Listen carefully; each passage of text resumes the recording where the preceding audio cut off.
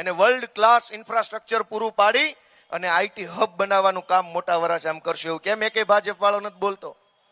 સરકાર આજે તમારી છે બનાવવા આઈટી હબ. ઉમરા વેલંજામાં ઘણી સરકારી જમીનો પડી છે, કઠોરમાં બધે જ 50 કરોડના 100 કરોડના ખર્ચે બનાવો આઈટી પાર્ક. આપણા છોકરામાં ઘણી ટેલેન્ટ છે, ધારે એવી વેબસાઇટ બનાવે, ગેમ બનાવે, સોફ્ટવેરો બનાવે, અનેક વસ્તુ આપણા છોકરાઓ અહીં વરાછામાં બેસીને બનાવે છે. પણ આ મોંઘા મોંઘા કોમ્પ્લેક્સોમાં દુકાનો ખરીદવાની શક્તિ આપણા બાળકો પાસે ન હોય, ભણવામાં પૈસા વપરાઈ જાય, પછી ઓફિસ કરવાના પૈસા ન હોય, તો ભાજપ વાળાને એકેયને એવું નથી પૂછતું કે તમારા છોકરા માટે અમે આઈટી પાર્ક બનાવી દઈશું.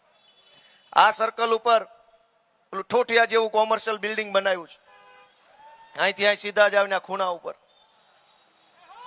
ક્યાં ટેકનોલોજી પહોંચી, કેવા કેવા એલિવેશન, કેવી કેવી સિવિલ ડિઝાઇનો, સિવિલ એન્જિનિયરિંગમાં કેવી કેવી સ્ટ્રક્ચર આવ્યા મકાનોના. જીવનમાં એકવાર કોમ્પ્લેક્સ બનાવવાના, એમની ડિઝાઇન જોવો, એમનો કામ જોવો. 10 વર્ષ પછી તોડવું પડે એવા પ્રકારના બિલ્ડિંગો બનાવે છે. કોઈ હોય તો એવું કે ભાઈ અમને અને અમે આમ આદમી પાર્ટી, આ તમારો છોકરો ગોપાલભાઈ વિઝન લઈને આવ્યા છે કે તમે અમને સત્તા સોંપો તો ઘણું કામ કરવું છે. આ સુરત છે એ વિશ્વ કક્ષાનું શહેર બનવું જોઈએ. અહીંના હીરા આખી દુનિયામાં વેચાય છે, દુનિયાના તમામ દેશોમાં હીરા વેચાય છે. હીરાના કારણે આપણા કાઠિયાવાડના માણસો દુનિયાના બધા દેશમાં પહોંચ્યા, હોંગકોંગ પહોંચ્યા, ચાઇના પહોંચ્યા, સ્વિટ્ઝરલેન્ડ પહોંચ્યા, રશિયાની અંદર જાય છે હીરા લેવા વેચવા માટે, અમેરિકા જાય છે, દુબઈ. એ બધા દુનિયાના દેશો કેવા છે? ન્યાય સરકાર છે, ન્યાય જનતાના ટેક્સથી હાલે છે, ન્યાય જનતાના ટેક્સથી કામ થાય છે. તો એ સરકારમાં ને આ સરકારમાં ફરક શું છે? ન્યા થોડાક ભણેલા છે ને આ હાવ ઠોઠિયા છે ને એટલો જ ફરક છે. ન્યાય જનતા ટેક્સ આપે છે. દુબઈમાં કોણ ટેક્સ આપે છે? જનતા. હોંગકોંગમાં કોણ ટેક્સ આપે છે? જનતા. જનતા અહીંયા ટેક્સ આપે, જનતા ન્યાય ટેક્સ આપે. ન્યાને સરકારમાં ભણેલા માણા બેઠા છે. તો હોંગકોંગ જોવો ને સુરત જોવો. અહીં ટેક્સટાઇલનો વેપાર વિશ્વ કક્ષાનો વેપાર છે. અહીંનું કપડું, અહીંની સાડી, અહીંનું ઘણી વસ્તુઓ દુનિયાભરમાં વેચાય. પણ દુનિયાભરમાં આપણું કપડું વેચાય, પણ આ શહેરની હાલત જુઓ. એક રોડ તમને કાંઠખૂણે ન જોવા મળે. છેક રેલવે સ્ટેશન થી ચાલુ કરીને સરથાણા સુધી આવો મેઇન રોડ સુરતનો, ક્યાંય 4 રસ્તા નથી, માત્ર 3 રસ્તા જ છે. તમે જોઈ લો. ક્યાંય 4 રસ્તા હોય તો કયો? માનગઢ ચોકે 3 રસ્તા છે, કાપોદ્રામાં 3 રસ્તા છે. આ શહેરનું પ્લાનિંગ કોણે કર્યું? ક્યાંય એક ચોકડી ન પડી. અને આજે જોવો ક્યાંય ચોકડી નથી પડતી. 30 વર્ષથી સરકાર ચલાવે છે, શહેર બનાવવા નીકળ્યા છે, ક્યાંય ચોકડી પડતી નથી, ગટરના ઢાંકણાના રોડનો મેળ પડતો નથી ને હજુ મત જોતા છે. 30 વર્ષ થઈ ગયા. દોસ્તો, હું તો તમને વિનંતી કરવા આવ્યો છું કે અમે હારી જઈએ તો એમાં કઈ બહુ બીજું કઈ નુકસાન નથી. હારવાનું હવે તમે ઘડાઈ ગયા છે. હારવાનું જીતવાનું બે વસ્તુથી ઘડાઈ ગયા છે. પણ આપણા બાળકોનું ભવિષ્ય ન હારી જાય ને એ માટે તમે હાવણાના નિશાન ઉપર મત આપો એવી હું તમને વિનંતી કરવા માટે આવ્યો છું. અને આ લોકો શું કહે છે કે ઉપર અમારી સરકાર, એની ઉપર અમારી સરકાર, અહીંયા અમારી લાવો તો બધું એક હરખું થઈ જાય તો હરખું કામ થાય. કહે છે કે નહીં આવું? કે રાજ્યમાં ભાજપ, કેન્દ્રમાં ભાજપ તો સુરતમાં ભાજપ, એવું લાવો તો કામ થાય. હવે રાજ્યમાં કેન્દ્રમાં ભાજપ હોય કે ન હોય, કોર્પોરેશનમાં દબાણ ખાતું તમારું, રોડ ખાતું તમારું, ગટર ખાતું તમારું, ત્રણેય ખાતા ભેગા મળીને એક હારે કામ નથી કરી શકતા. રોડ વાળો રોડ બનાવી જાય પછી ગટર વાળો આવે છે. તમારા ને તમારા બે ખાતા ભેગા મળીને કામ નથી કરી શકતા. તો તમે ઉપરની હેઠેની સરકાર ભેગા મળીને અમારો ભોહાડીઓ ફેરવવા માંગો છો?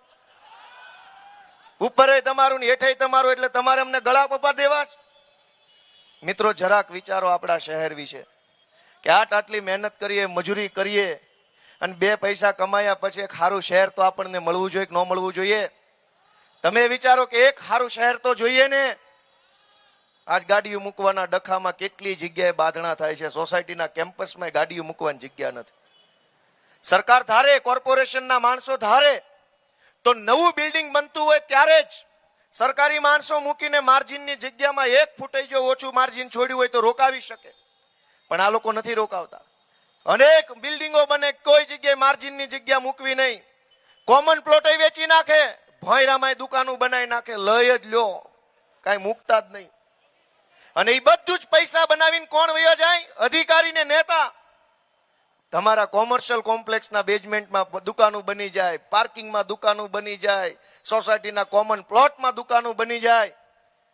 આખી જિંદગી મહેનત કરીને 50 લાખનો ફ્લેટ લીધો હોય, એમાં એક કોમન પ્લોટ નો વધવા દીધો હોય, તો ક્યાં જઈને કહેવાનું? ક્યાં જઈને કહેવાનું? કોને કહેવાનું? ને એટલે હું કહું છું કે વાત માત્ર રોડ ને ગટર ને ઢાંકણા ને કૂતરા મરી ગયા ને ઝાડવા કપાઈ ગયા એ નથી. વાત એમ છે કે આવનારા 10 વર્ષનું સુરત પ્લાનિંગ સાથે, નકશા સાથે, વ્યવસ્થિત આયોજન સાથે કોણ બનાવશે? તમારું મન એમ કે ભણેલા ગણેલા યુવાનો બનાવશે, તો અમે હાવણો લઈને આવ્યા છે, તમારી પાસે હાવણાનું બટન બધા દબાઈ દેજો. આ ભાજપ વાળાથી નહીં થાય. મેયર દર વખતે એમના હોય.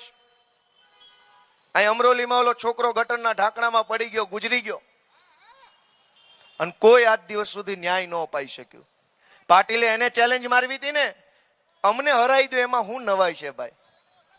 અમે નાના માણસો છીએ, તમે મોટા મોટા કદાવર માણસો છો, પૈસા વાળા છો, શક્તિશાળી છો, તમે અમને હરાવી દો, એમાં નવાઈ નથી.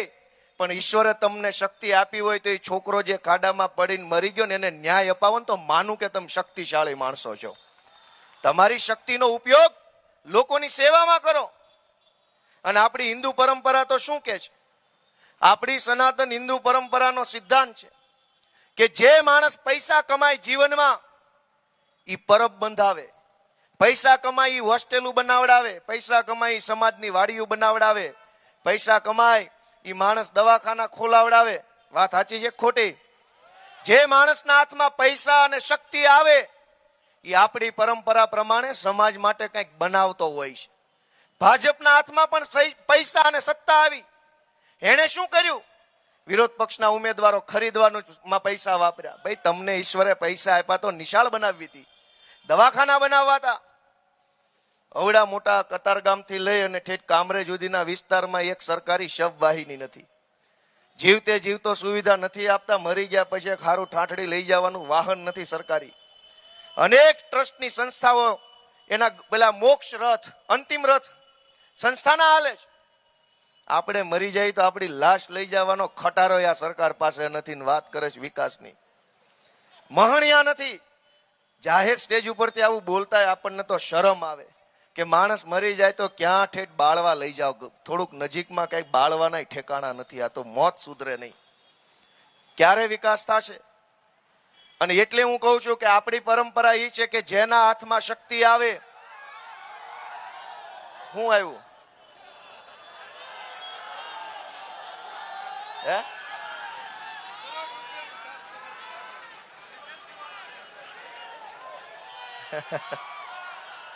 જેના હાથમાં શક્તિ આવે, જેના હાથમાં પૈસા આવે, આપણી પરંપરા એમ કે છે કે ઈ માણસે સમાજ માટે કામ કરવું જોઈએ.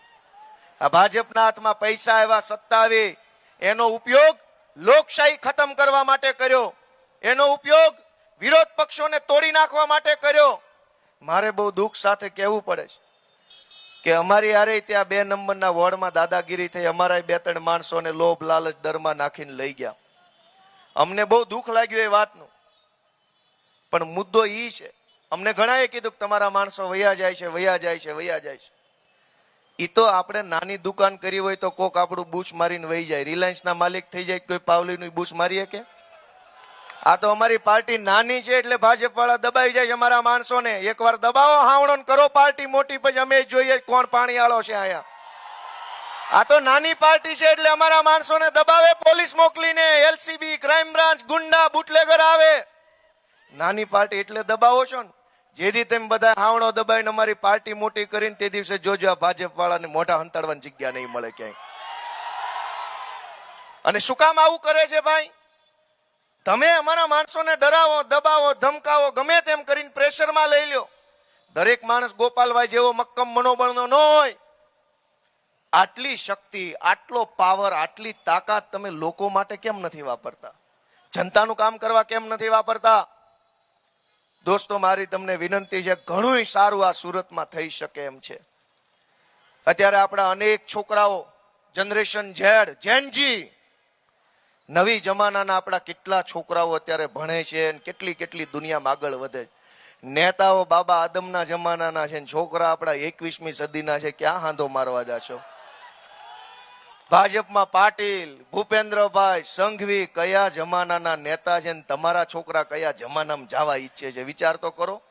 તમારા છોકરાઓ, આપણા બાળકો, આપણા દીકરાઓ જે જમાનાના છે, જે પેઢીના છે, અમે ઈ પેઢીના નેતા છીએ. આપણા છોકરાઓ ક્યાં પહોંચવા ઈચ્છે છે, એમના સપના શું છે, એમની આશા શું છે, એમના વિચાર શું છે, એમને શું જોઈએ છે, એ અમને ખબર પડે, કેમ કે અમે ઈ પેઢીના છીએ, ઈ જમાનાના છીએ ને એવું ભણેલા છીએ. આ તો દર ચૂંટણી બાવડા જાલી સ્ટેજ પર ચડાવવા પડે એવા આવી જાય છે ચૂંટણીઓ લડવા. ક્યારે તમારા છોકરાનો વિચાર છે? આપણી નવી પેઢી તો કેટલું બધું બ્રોડ માઇન્ડેડ પેઢી છે, રિફોર્મેટિવ માઇન્ડ ધરાવે છે, પ્રોગ્રેસિવ માઇન્ડસેટના છોકરાઓ છે આપણા. એ દુનિયાભરની અંદર છવાઈ જવા માંગે છે. પણ એ આપણા છોકરાઓ દુનિયાભરની અંદર છવાઈ જાય એ માટે એને જે સુવિધા સુરતમાં જોઈએ એ સુવિધા કેવી હોય એ કોઈ ભાજપના નેતાને ખબર નથી. અમને ખબર છે કે આપણા છોકરા માટે શું બનાવવું પડે. એક શાનદાર સ્પોર્ટ્સ કોમ્પ્લેક્સ બનાવવાની જરૂર છે. આપણા બધા છોકરાઓ રમત ગમત તરફ આગળ વધે છે. ચેસ રમે, badminton, hockey, volleyball, indoor outdoor બધી રમત રમે. ક્યાં રમત ગમતનું ગ્રામન રાજકારણનો અખાડો છે? બાજા કરો. સારી રમત રમવા માટે આપણા છોકરાઓનું શરીર મજબૂત બને, મન મજબૂત બને અને બહુ સારું રમે તો દેશનું, રાજ્યનું નામ રોશન કરે એ માટે સ્પોર્ટ્સ કોમ્પ્લેક્સ અહીંયા વરાછામાં બને. એવું કેમ એકેય ભાજપ વાળો નથી બોલતો? તમને હરાવી દેશું. ભાઈ અમને હરાવી દે એમાં હું મહાનતા છે? 500 કરોડના ખર્ચે ઇન્ટરનેશનલ સ્ટાન્ડર્ડનું સ્પોર્ટ્સ કોમ્પ્લેક્સ બનાવો તો માનું કે તું મુશાળો મરજ છો. બાકી શું છે? સરકાર તમારી છે, કરો ને ભાઈ. અમને હું કામ ચેલેન્જો આપો? અમે નાના માણસો જે માંડ જીવીએ છીએ, જીવવા દો અમને. ચેલેન્જો મારવી હોય તો કામની ચેલેન્જ મારો. તમારી સરકાર છે, 2 નહીં 3 એન્જિન છે. અને જો કે આ ડબલ એન્જિનની વાતમાં મને દમ નથી લાગતો. એક એન્જિન કામ કરતો હોય બીજું શું કામ લગાડવું પડે છે? 2 એટલે લગાડ્યા છે કે 2 માંથી એકેય હાલતા નથી, ડબ્બા ગાડી છે. એક એન્જિન થી કામ. કોઈની ગાડીમાં 2 એન્જિન છે ભાઈ? કયો કોઈની ગાડીમાં ક્યાંય 2 એન્જિન છે? કોઈ ન હોય. અને એકે ન થતું હોય તો બીજું આગળથી વાહેટ લગાડવું પડે. મિત્રો આપણે બહુ બધું હજુ ઘણું બધું